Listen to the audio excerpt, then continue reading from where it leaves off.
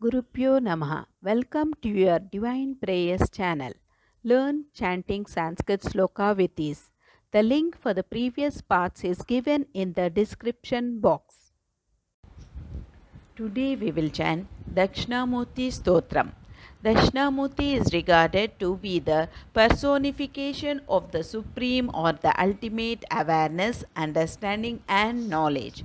Dakshinamurti represents Shiva as a teacher of yoga, music and wisdom, offering an exposition of the Shastras. He is worshipped as the god of wisdom and meditation.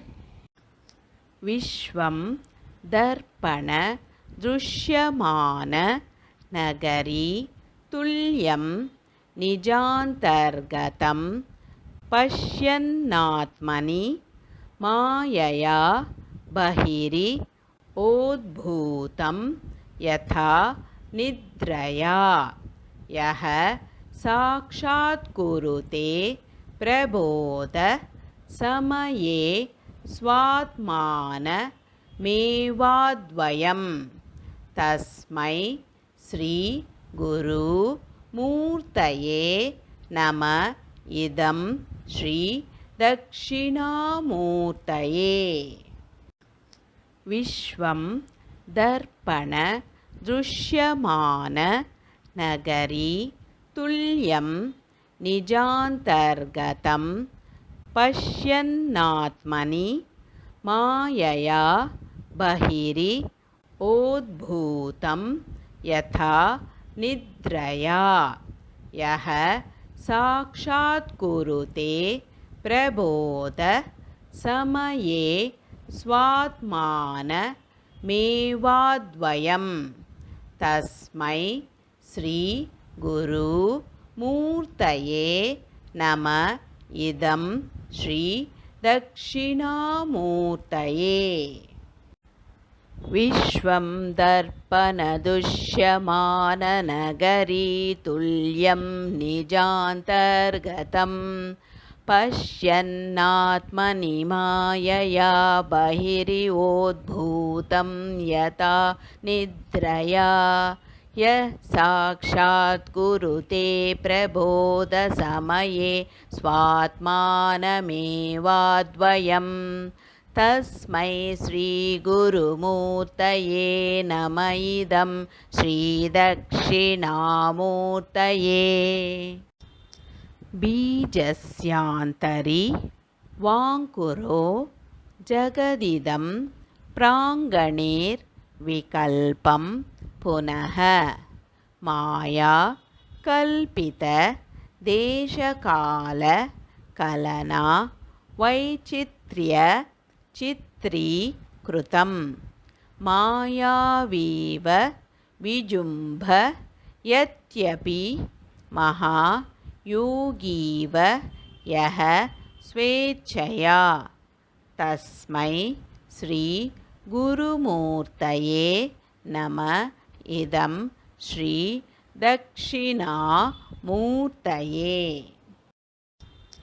बीजस्यान्तरि वाङ्कुरो जगदिदं प्राङ्गणेर्विकल्पं पुनः माया कल्पित देशकाल कलना वैचित्र्य चित्रीकृतं मायावीव विजुम्भ यद्यपि महायोगीव यः स्वेच्छया तस्मै श्री गुरुमूर्तये नम इदं श्री दक्षिणामूर्तये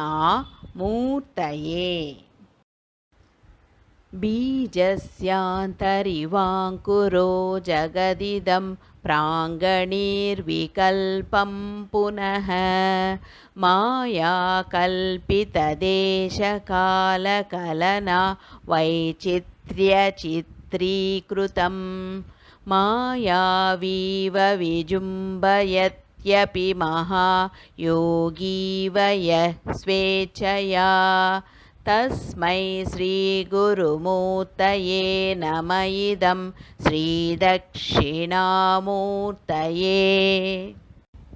यस्यैव स्फुरणं सदात्मकं सत्कल्पार्थकं भासते साक्षात्तत्त्वमसीति वेद वचसा यो बोधयत्याश्रितान् यत्साक्षात् करणाद्भवेन पुनरावृत्तिर्भवाम्भो निधौ तस्मै श्री गुरुमूर्तये नम इदं श्री दक्षिणामूर्तये।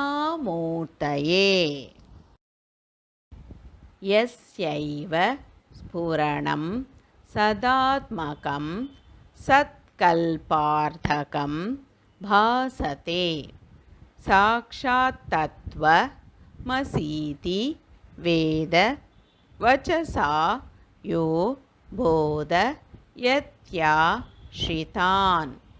यत्साक्षात् करणाद्भवेन पुनरावृत्तिर्भवाम्भो निधौ तस्मै श्री गुरुमूर्तये नम इदं श्री दक्षिणामूर्तये। यस्यैव स्फुरणं सदात्मकं सत्कल्पार्थकं भासते साक्षात्तत्त्वमसीति वेदवचसा यो बोधयत्याश्रितान् यत्साक्षात्करणाद्भवेन पुनरावृत्तिर्भवाम्भो निधौ तस्मै श्रीगुरुमूर्तये नम इदं श्रीदक्षिणामूर्तये। नानाच्छिद्रघटोदरस्थितमहादीपप्रभाभास्वरं ज्ञानं यस्य तु चक्षुरादिकरणद्वारा वही स्पन्दते जानामीति तमेव भ्रान्तमनो भात्येतत्समस्तं जगत् तस्मै श्री गुरुमूर्तये नम इदं श्री दक्षिणामूर्तये। नानाच्छिद्रघटोदरस्थितमहादीपप्रभाभास्वरं ज्ञानं यस्य तु चक्षुरादिकरणद्वारा वही स्पन्दते जानामीति तमेव भ्रान्तमनो भात्येतत्समस्तं जगत् तस्मै श्री गुरुमूर्तये नम इदं श्री दक्षिणामूर्तये। नानाच्छिद्रघटोदरस्थितमहादीपप्रभाभास्वरं ज्ञानं यस्य तु चक्षुरादिकरणद्वारा वही स्पन्दते जानामीति तमेव भान्तमनो भात्येतत्समस्तं जगत् तस्मै श्रीगुरुमूर्तये नम इदं श्रीदक्षिणामूर्तये। देहं प्राणमपीन्द्रियाण्यपि चलां बुद्धिं च शून्यं विदुः स्त्रीबलान्द्वज डोपमास्त्वह मिति भ्रान्ता मृषं वादिनः माया शक्ति विलास कल्पित महाव्यामोह संहारिणे तस्मै श्री गुरुमूर्तये नमः इदं श्री दक्षिणामूर्तये देहं प्राणमपीन्द्रियाण्यपि चलां बुद्धिं च शून्यं विदुः स्त्रीबलान्द्वज डोपमास्त्वः मिति भ्रान्ता वृषं वादिनः माया शक्ति विलास कल्पित महाव्यामोह संहारिणे तस्मै श्री गुरुमूर्तये नमः इदं श्री दक्षिणामूर्तये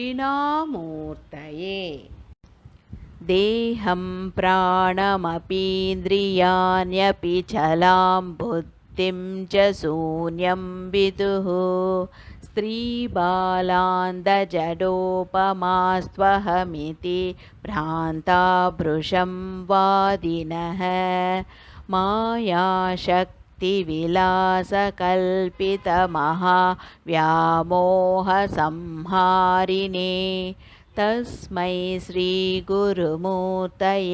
नमः इदं श्रीदक्षिणामूर्तये यदक्षर पदभ्रष्टं मात्राहीनं तु यत् भवेत् तत्सर्वं क्षम्यतां देव दक्षिणामूर्ति नमोऽस्तु ते विसर्गबिन्दु मात्राणि पदपादाक्षराणि च न्यूनानि चातिरिक्तानि क्षमस्व दक्षिणामूर्ति अन्यथा शरणं नास्ति त्वमेव शरणं मम तस्मात् कारुण्यभावेन रक्ष रक्ष दक्षिणामूर्ति यदक्षरपदभ्रष्टं मात्राहीनं तु यद्भवेत् तत्सर्वं क्षम्यतां देव दक्षिणामूर्ति नमोऽस्तु ते विसर्गबिन्दुमात्राणि पदपादाक्षराणि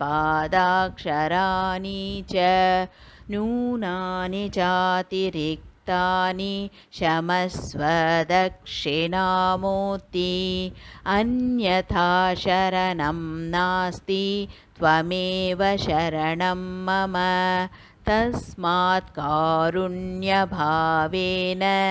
रक्ष रक्ष Dakshinamurti Let's chant together Hare Krishna Mahamantra 3 times for the welfare of all living beings.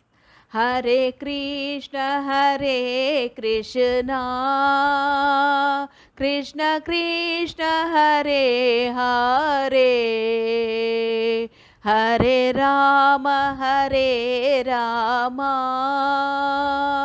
Rama Rama Hare Hare Hare Krishna Krishna Krishna Hare Hare Hare Rama Rama Rama Hare Hare Hare Krishna Krishna Krishna Hare Hare Hare Rama Rama Rama Hare Hare. Hope you could follow along with me in chanting this sloka. More in queue. If you enjoyed this video, please like, share and click on the bell icon to subscribe and show your support.